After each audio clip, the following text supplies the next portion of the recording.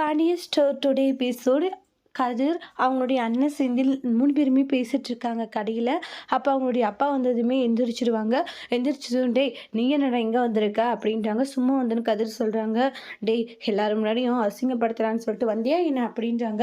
அப்படியெல்லாம் ஒன்றும் இல்லை, நான் சும்மா தான் வந்தேன் அப்படின்னு சொல்லிட்டு இருக்காங்க.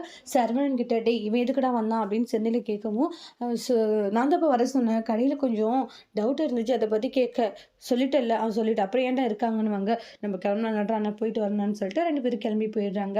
அதுக்கப்புறமா செந்திலும் கதிரும் 2 பேரும், அண்ணன் கேட்ட பணத்தை அப்பா கொடுப்பாருன்னு நினைக்கிறேன். டே பாசமுள்ள அப்பாடா, கொடுத்துருவாரு, ஏன்னா அண்ணனா கொஞ்சம் பாசம் தான் கொடுத்துருவாங்கன்றாங்க.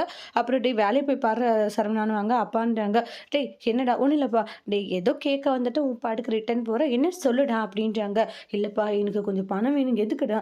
இல்லைப்பா மயிலு கன்சீவாக இருக்கா, அவள் ஆசைப்பட்டது எதுவும் வாங்கி தரல, சரி அவளுக்காக ஏதாச்சும் வாங்கி தரலாம் தான் புடவை இது, அப்படியே சரிந்தாடா அப்படின்னு சொல்லிட்டு 1000 ரூபாய் கொடுக்குறாங்க. 1000 ரூபாய் பாமாடா வச்சுக்கூடா அப்படின்வாங்க. ஏதாச்சும் பிடிச்சதை வாங்கித்தா சரிப்பான்னு சொல்லி சரவணன் சந்தோஷப்படுறாங்க. உடனே கடை மூட போவாங்க, பதட்டமாக போகிறாங்க. நிறுத்துங்கன்றாங்க. சார் கடை மூடுற நேரத்தில் வந்து நிறுத்துங்கன்னா எப்படி சார்? இல்லை எனக்கு ஒரு புடவை வேணும், என் பொன்னாடி ஆசைப்பட்டு கேட்டா, அவள் கன்சீவாக இருக்கா, அவள் கேட்டுன்னு வாங்கி தரல, மறந்துட்டான், இப்போ வாங்கி தரணும், இப்போ வாங்கி தரலன்னு அவள் ரொம்ப கஷ்டப்படுவா அப்படின்றாங்க. என்ன சார் பேசிட்டு இருக்கீங்க ப்ளீஸ் மேடம்ன்றாங்க. சரி ஓகே, சரி புடவை எப்படி, அவங்க எப்படி இருப்பாங்கன்றாங்க. மயிலுக்கு புடவை எடுக்கிறீங்களா ஒய்ஃப்கா? இல்லை என்னுடைய ஒய்ஃப் பேர் தான் மயில் அப்படியான்றாங்க. சரி சொல்லுங்கள் சார்ன்றாங்க. அவங்களுக்கு தான் புடவை எடுக்கணும் அப்படின்ட்டு நிறைய விஷயங்களை சொல்லி அப்புறமா புடவை எடுக்கிறாங்க. சூப்பராக ஒரு புடவை வந்து செலக்ட் பண்ணுறாங்க. எவ்வளோன்னு 940 ரூபான்றாங்க. சரி ஓகே, இங்கே மல்லிகைப்பூ கடை எங்கே இருக்குது, அந்த கோவில் பக்கத்தில் இருக்க பாருங்க, சரின்னு சொல்லிட்டு போகிறாங்க. அதுக்கப்புறமா செந்திலும் சரவணும், நாம் ஏதாச்சும் பண்ணணும் அப்படின்னு சொல்லிட்டு நம்ம கேக்கு டெக்கரேஷன் பிளான் பண்ணிடலாமா? சரி ஓகே அப்படின்ட்டு கடையில் போயிட்டு கேக் வாங்குறாங்க. இந்த மாதிரி கேக் பண்ணணும் அப்படின்றாங்க. சரி ஓகே சார், நீங்கள் சொன்ன மாதிரி பண்ணிடுறோம் அப்படின்வாங்க. அதில் ஒரு குழந்தை, ஒரு அம்மா அப்பா ஃபோட்டோ போட்டு அழகாகவே வந்து அந்த கேக்கில் வந்து ட்ராயிங் பண்ணியிருப்பாங்க. இன்னொரு பக்கம் வீட்டில் டெக்கரேஷன் பண்ண சொல்லி மீனா கிட்டேயோ ராஜ்கிட்டையும் சொல்லியிருப்பாங்க. சொல்லிட்டேடான்றாங்க. நான் சொல்லிட்டேன்னா பக்காவாக பண்ணிவிடுவாங்க.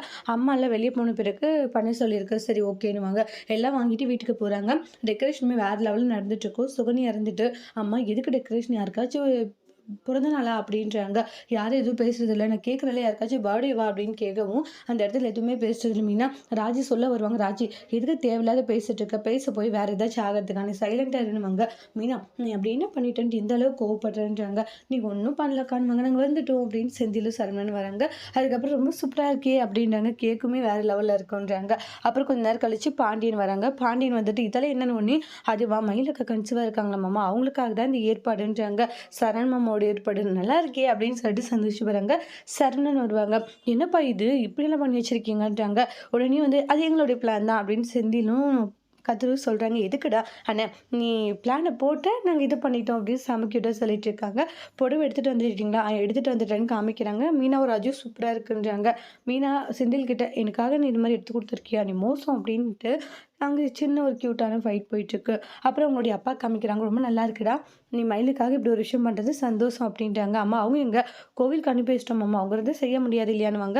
இப்படியே வந்து பேசிட்டு இருக்கும்போது அவங்க வந்துட்டாங்க அப்படின்னுவாங்க. அப்புறம் உள்ளே வந்துட்டு கோமதி இருந்துட்டு, நீ என்னங்க கூட்டம் ஹாஸ்பிட்டலில் அடுத்த டைம் செக்கப் வர சொல்லியிருக்காங்க அப்படி இப்படின்னு பேசுவாங்க.